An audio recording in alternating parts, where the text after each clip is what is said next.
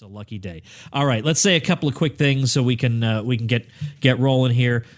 Saying something about foreign policy, I've got some great links that I'm going to put up at ContraKrugman.com/70 dealing with foreign policy issues like that. On the question, for example, let's say a little something about whistleblowers because of the Manning commutation, and people say, well, that was a great exercise of clemency, which indeed it was. But at the same time, the overall Obama record on whistleblowers has not actually been good. In fact, the reason Edward Snowden basically went right to the media was that the atmosphere of intimidation was so great under the Obama policy that he didn't feel like he could do anything else. He had to go right to the media. NSA whistleblowers were punished and retaliated against. There were more people who were investigated and prosecuted for leaks under the Obama administration than all other U.S. presidents put together.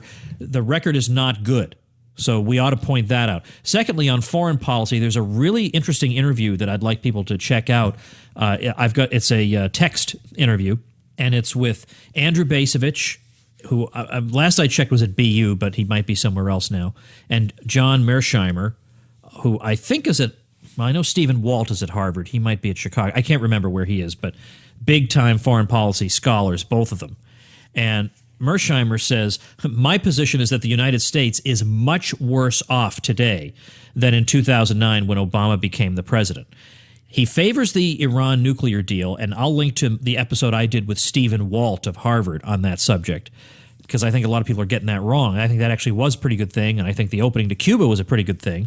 But he says, other than that, President Obama has basically helped create a zone of disaster in the Middle East. I mean, when you look at Libya, which basically became the caricatured version of the Wild West, thanks to the policy there, then Syria has been absolutely horrific. That, even though Obama didn't use military force, nevertheless, the U.S. has been playing a role in trying to overthrow Assad, which did not succeed and only managed to create a very, very bad situation there. In fact, I want to cite, this is Jeffrey Sachs, who is not a right-winger. And Jeffrey Sachs says this in an article he actually wrote critical of Hillary Clinton. He says, the U.S. policy was a massive, horrific failure. Assad did not go and was not defeated. Russia came to his support. Iran came to his support. The mercenaries sent in to overthrow him were themselves radical jihadists with their own agendas.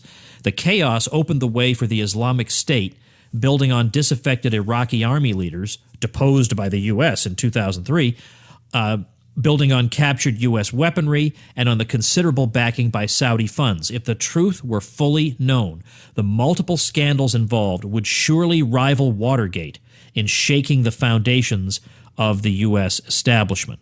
And then you might also mention what's been going on in Yemen, where if you just Google the words Yemen and starving or Yemen and starvation, you'll get a lot of links about hundreds of thousands of children starving, which I realize doesn't matter to Americans, apparently, as we've learned in the past. But in Yemen, really what's been going on is that the U.S. has been working with the Saudis, and what have they been doing? They've actually been helping ISIS go after a rival faction there. And the result has been a horrifying bloodbath and just an incredible humanitarian disaster that almost nobody knows about. Yes, the average American about Yemen has no idea. The average Trump protester, who's all in favor of Obama, has no idea what Obama's been up to in Yemen. So it's not a good record. It's not something to look back on and be proud of. I am willing to give him credit where it's due on those two initiatives. But on balance, this is not a terrific record. Also on that issue, my pet thing, of course, is the New York Times front page article discussing President Obama's, quote, secret kill list and how it, tests his resolve or whatever. And then he and his advisors, they have a list of American citizens that they're going to kill. And don't worry, you might say, well, geez, don't you need a trial or something before you do that? And well, no, they talked about it. They satisfied the due process clause protections that way just by discussing it beforehand before they actually go kill the person. So Again, it's not even like you can say, oh yeah, Obama's bad on economics, or he's an interventionist in economics, but at least he's really committed to transparency and honest, clean government and civil liberties. No, he's not. So, but by the way, of course, we're not saying George W. Bush was a good guy. He was awful in all this stuff too. The point is that Obama just ratcheted this stuff up. And one of the, I think, worst things about his presidency is the anti-war left just completely collapsed during his tenure. And so, the normal mechanisms and people had to make excuses for him. And then now they're going to be viewed as hypocrites when Donald Trump goes to do something militaristic and the anti-war left is going to freak out. And Republican conservatives are going to be able to say with some justification, oh, you guys are full of it. You're a bunch of hypocrites. You didn't say anything when Obama did X, Y, Z, so we're going to take you seriously. Oh, I'm fully relishing the thought of that moment. That, oh, wait a minute. You mean starving kids matters to you? Huh, that's funny. You could have fooled me. Oh, yeah, I'm sorry. Now, you'd say, let bygones be bygones. Some things are more important. No, nothing is more important than exposing these SOBs. No, absolutely, I'm going to relish that. They sat back and let this go on. They enabled the continuation of this horrible foreign policy. Yep, we are going to expose that. Yep. Maybe Krugman could write an op-ed called Starvation Matters Again. Like the deficits matter. Exactly. Again. Yeah.